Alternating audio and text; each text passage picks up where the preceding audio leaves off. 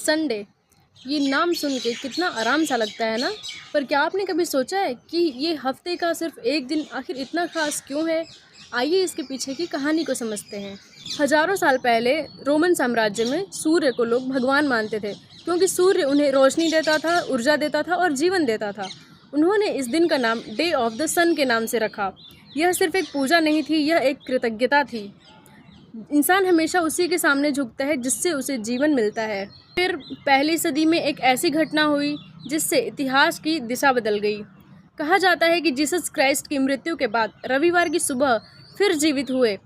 अब सोचो, एक इंसान जो मौत को हरा दे, वह सिर्फ एक व्यक्ति नहीं रहता, अब आशा बन जाता है।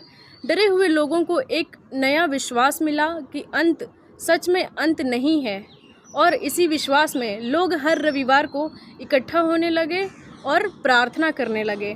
समय बीतता गया, रविवार अब सिर्फ एक दिन नहीं था, यह एक पहचान बन गया था, एक नई सोच जो खुद को पुरानी परंपराओं से अलग दिखाना चाहती थी। लेकिन अभी भी यह कोई छुट्टी नहीं था। लोग इस दिन भी काम करते थे, वह सिर्फ संडे को प्रार्थना करने के लिए एकत्रित होते थे। और फिर आता है साल 321। रोमन सम्राट कंस्टेंटिन द ग्रेट, यह एक ऐसा शासक था जो सोचता था कि अगर लोगों को एक साथ जोड़ना है तो उनके विश्वास को कानून बनाना होगा। उसने ऐलान किया कि संडे अब आराम का दिन होगा। शहर रुक गए, लोगों को एक फिक्स दिन मिल गया आराम करने का। यहीं से यह एक शुरुआत परंपरा बन गई। इसके बाद चर्च ने इसे और मजबूत किया। अब ये दिन सिर्फ एक पूजा का दिन नहीं था, अब ये एक नियम बन गया था।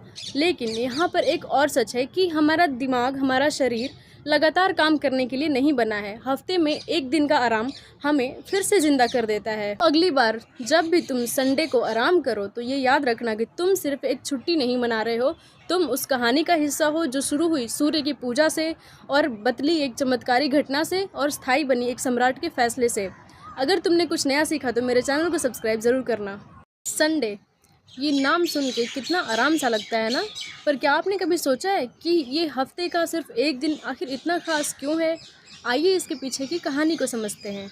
हजारों साल पहले रोमन साम्राज्य में सूर्य को लोग भगवान मानते थे, क्योंकि सूर्य उन्हें रोशनी देता था, ऊर्जा देता था और जीवन देता था।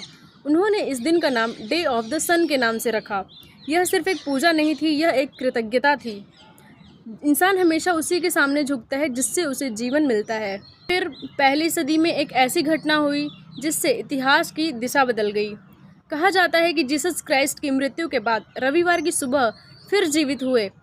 अब सोचो, एक इंसान जो मौत को हरा दे, वह सिर्फ एक व्यक्ति नहीं रहता, अब आशा बन जाता है।